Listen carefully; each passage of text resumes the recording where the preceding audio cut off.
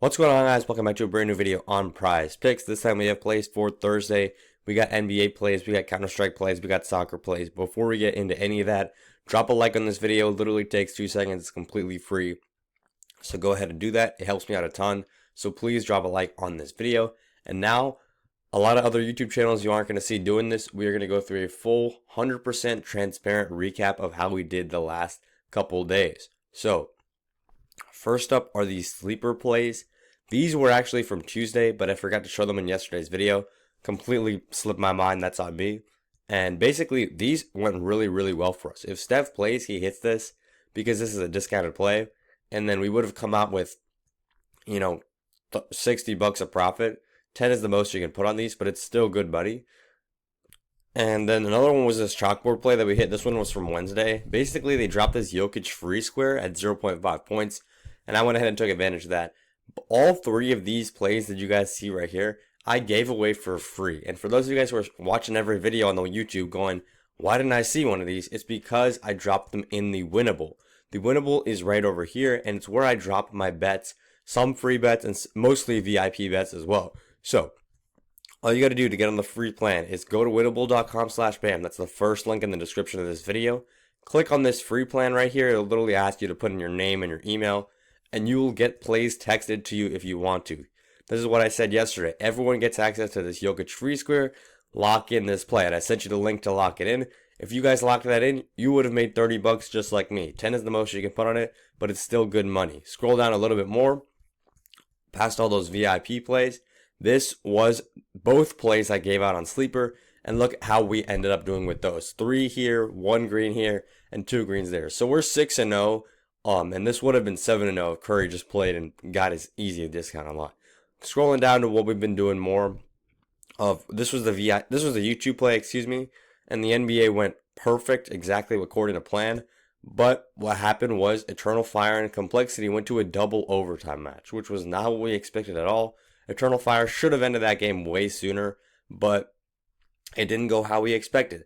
Thankfully, this is still a correlated play. We want to see Counter-Strike being correlated. That's always the goal. But we took the wrong side, and we ended up getting an L. Here, same thing. We took the wrong side. If we took the overs here and the unders here, we have 4 greened out 4-mans. And that's kind of how it was looking like last week. If you guys remember, just to 1 week ago, we had 4-man after 4-man after 4-man cashing out for us. So this is a little bit of a lost streak, a little bit of a down week, but it's not going too badly, because if you zoom out, you can see that we've gotten a lot of greens just in the last couple weeks. So let's get into the plays for today. Enough chatting about what happened yesterday. First player we're going to take is on points, rebounds, and assists, and it is going to be King James here on the under. So looking at the last 5, he's gone under this in 4 out of the last 5 games. And really, I want to zoom in on this last little bit for his sample size, because basically, let's just see.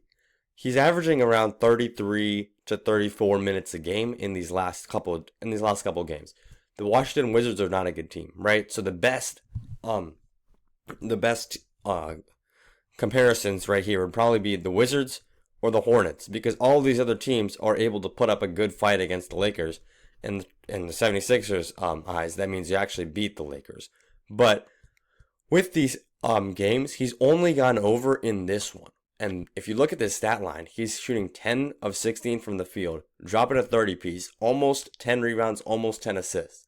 So basically, LeBron James has to get a 30-point almost triple-double to go over this line. That's the only time he's gone over this line in the last 5 games. In all these other games, he's dropping 22, 25, 20, 21. And he's not going over. So as long as he doesn't drop this kind of a crazy game against a team where he shouldn't be playing that many minutes against, because they honestly should be blowing the Wizards out of the water, he's not going to go over this line.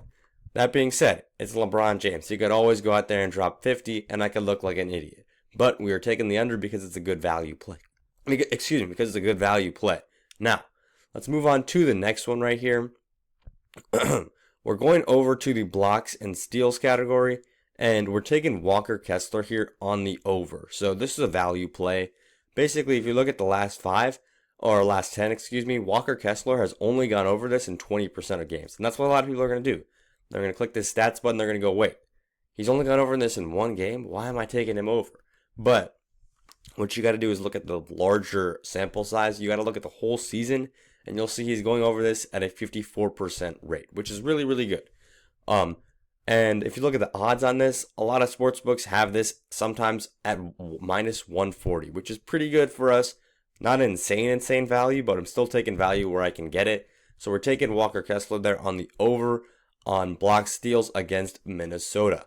Now, moving on to our next couple plays, we're heading over to soccer right here, and we're taking Roma defender Mancini on the over and Frankfurt midfielder Larson on the under. So this is a little bit of a strategy I got to explain to you guys. So in soccer, I'm sure we all watch soccer. One team has the ball for a lot of the time, and the other team is just kind of there chasing, trying to get back into the game. And in this case, Roma's probably going to be that team that has the ball for a long time. They are minus 150 favorites to win this game. And on the other side of the ball, Frankfurt are plus 380 to win this game. So Frankfurt are clearly the underdogs right here. And when you're the underdogs, you probably aren't going to have the ball that much. So what am I saying by that? If Roma has possession, if Mancini has the ball a lot, that means that he's going to rack up those passes attempted. And Larson on the other side of the ball isn't going to have the ball, so he can't get a lot of passes in. So these are highly correlated plays. PrizePicks actually knows that. That's why they lower the payout. So if you look at this, usually it's a 10x for whatever slip you put in. 4-man, 10x. But because PrizePicks knows this, it's coming out to an 8.5x, where I'm still taking it at 8.5 because I still like this look, but I do appreciate it when it is a higher payout as well. So we're still taking this at 8.5x, but this is a nice strategy that you guys can use in your slips as well. And I use it a lot in the VIP and everything else there as well. Now, before we get out of here, quick CS2 2-man. A lot of these games are for earlier, so if you guys are watching this video early, you will probably be able to take advantage of this. But we're going back to the same strategy again, and hopefully this time it pays out for us. We're going back to Eternal Fire, and this time they're playing against Heroic, and Eternal Fire is once again the favorites in this matchup. We're taking Wicadia on the under, and then we're also going to take Youngster here on the under as well. So this is coming out to a 3x, which we absolutely do love. So I'm going to lock that one in as well. And hopefully this one can cash out. What's happened is CS2 has been correlated for us. Either they're both going over or they're both going under. But what's happened is that we've just found ourselves on the wrong side of the overs or the unders. And that's on me, guys. I'm taking complete responsibility for that. CS2 is one of our best sports. That's how we become profitable. And that's how we stay profitable. So if the CS2 ain't hitting, that is on me. But we are going to get it back. We are going to get it right. We're just on a little bit of a down streak right now. And I appreciate all of you guys who are still watching this video 8 minutes in, because that means you guys really want to profit. You didn't just skip through and get the free picks and dip. So yeah, that's all I got for the video. Everybody make sure to hop on the Winnable because we've been hitting the free plays on there like crazy. And yeah, like, comment, and subscribe. I'll see y'all in tomorrow's video.